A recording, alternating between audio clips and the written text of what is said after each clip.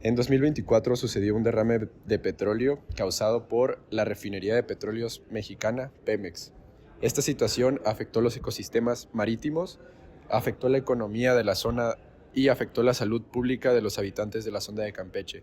Tuvo una extensión de 390 kilómetros cuadrados y a continuación veremos las repercusiones que puede tener esto en materia de salud, materia económica y materia de turismo, etc. Ok, como sabemos, estos agentes son altamente contaminantes y algunos de estos son tóxicos. Por decir un ejemplo, podemos considerar que el metano es uno de los agentes más tóxicos, ya que es más mortal o más contaminante que el dióxido de carbono. Como sabemos también, derramar los hidrocarburos sobre los ecosistemas marítimos afecta a las especies que se encuentran ahí y puede afectar la salud pública de las personas que habiten cerca de la localidad. Por ende, esto tiene repercusiones económicas, turísticas y en la población.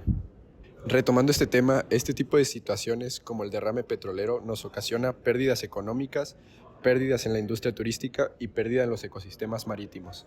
Tal es un ejemplo el caso del Exxon Valdez, un barco que tuvo un derrame petrolero, lo cual afectó a los ecosistemas marítimos, ya que se reportaron muchísimas muertes de animales que se encontraban en la zona. Nos ocasionó problemas turísticos, ya que el agua se volvió inadecuada para que la gente pudiera visitar las playas locales, y también nos ocasionó problemas de salud pública, ya que se reportaron muchos casos en los que las personas encargadas de hacer la limpieza del derrame petrolero en la localidad se vieron afectadas en su salud. Ok, para entender de mejor manera cómo nos vemos afectados en un derrame petrolero y por qué esta problemática es una problemática un tanto difícil de resolver, primero necesitamos comprender de qué están hechos los hidrocarburos. Los hidrocarburos están hechos principalmente de carbono e hidrógeno. A continuación, mis compañeros te enseñarán un poco sobre el mundo de los hidrocarburos. Ahora bien, ¿qué tanto es el impacto ambiental que esto provoca? Pues primero debemos comenzar por saber qué es el petróleo. El petróleo es un líquido viscoso e inflamable que está constituido por una mezcla de hidrocarburos, así como lo son el metano, el propano y el butano. Ahora bien, ¿qué tienen en común los hidrocarburos? Que están formados por átomos de hidrógeno y de carbono. Estos hidrocarburos pues pueden ser clasificados como enlaces simples, que son los alcanos, enlaces dobles, que son los alquenos, y enlaces triples, que son los alquinos. Es importante recalcar que los alquenos y los alquinos son más reactivos que los enlaces simples, es decir, los alcanos. ¿Y por qué sucede esta reactividad? Pues se puede decir que entre más enlaces haya en una molécula, es más reactivo. De igual forma, al ser formados por dos no metales, esto quiere decir que forman un enlace covalente y no son polares.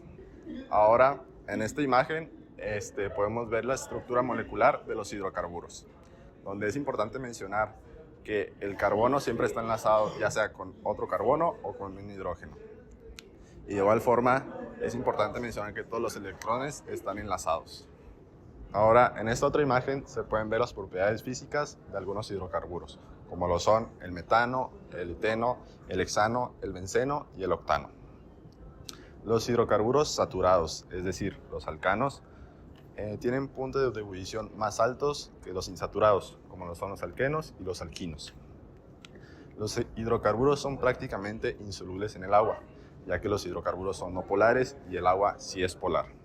Y el principio de solubilidad indica que las sustancias deben tener la misma polaridad para poderse unir.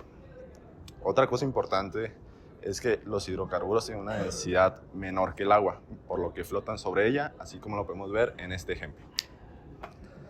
Por último, los hidrocarburos son altamente inflamables, lo que los hace útiles como combustibles, por ejemplo, en la gasolina y en el gas natural. Ahora bien, ya con todo lo visto anteriormente, sabemos que el petróleo es un líquido no polar, lo que lo hace que no se mezcle bien con el agua. En lugar de disolverse, forma una capa aceitosa en la superficie. Ok, ahora para entender más sobre el comportamiento de los hidrocarburos, hay que conocer su geometría molecular. Y es importante la geometría molecular porque nos va a dar indicios de cómo las cargas están acomodadas en un compuesto. Por ejemplo, aquí tenemos una molécula de CO2 Y aquí tenemos una molécula de H2O. Si se dan cuenta, la de H2O tiene un ángulo en estos enlaces. Eso es por las cargas de los electrones no enlazados. Mientras que en el CO2, el carbono tiene todos sus electrones enlazados, por lo que es una estructura lineal. Esto se puede imaginar como si cada dominio o cada átomo enlazado o electrones no enlazados tuviera una carga. Entonces van a comportarse como si fueran imanes. Ok, ahora en este ejemplo podemos ver cómo interactúan las cargas de los átomos, siendo cada imán un átomo y tomando este grupo de imanes como electrones no enlazados. Ahora bien, si tenemos este átomo de carbono y lo unimos con uno de oxígeno y con otro de oxígeno, ven cómo es una estructura lineal, y a pesar de que yo los intente mover, estos siempre van a intentar repelerse y mantener una estructura lineal. Ahora, si fuera el otro caso de que este es hidrógeno y este es oxígeno, siendo una molécula de agua, no quedaría de esta forma. Y la razón es porque tendríamos los electrones no enlazados, que interactuarían con la molécula de esta forma, repeliendo a los átomos de hidrógeno. Y a pesar de que yo los intente juntar, las fuerzas van a interactuar y nos van a dar este ángulo.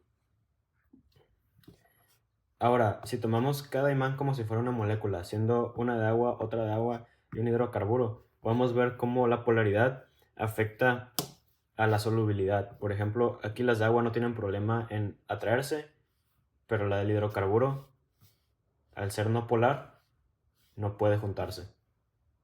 Ok, como había dicho, se van a comportar como si fueran imanes, por lo que una molécula que sea de esta forma, todas sus cargas van a estar igualmente distribuidas, por lo que va a ser no polar, o sea, no se va a atraer con más moléculas.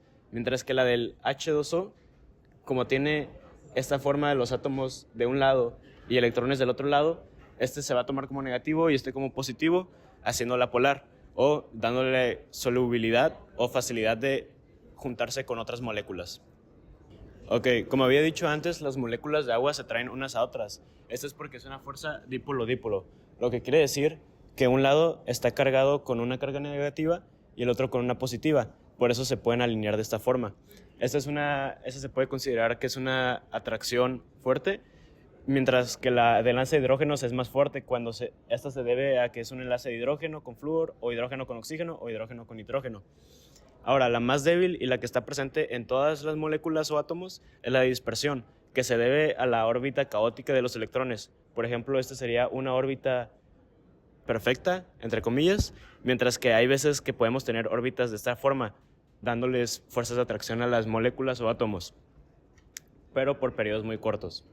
Ahora, en los hidrocarburos, sus estructuras de Lewis se van a ver siempre de esta forma, al menos en los hidrocarburos saturados.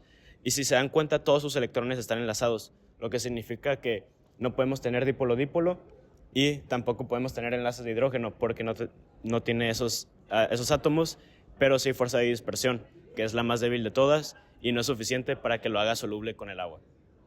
Los derrames de petróleo tienen un impacto ambiental y socioeconómico significativo, dañando ecosistemas, perjudicando la flora y fauna y perjudicando también a comunidades que requieren del agua para su sustento.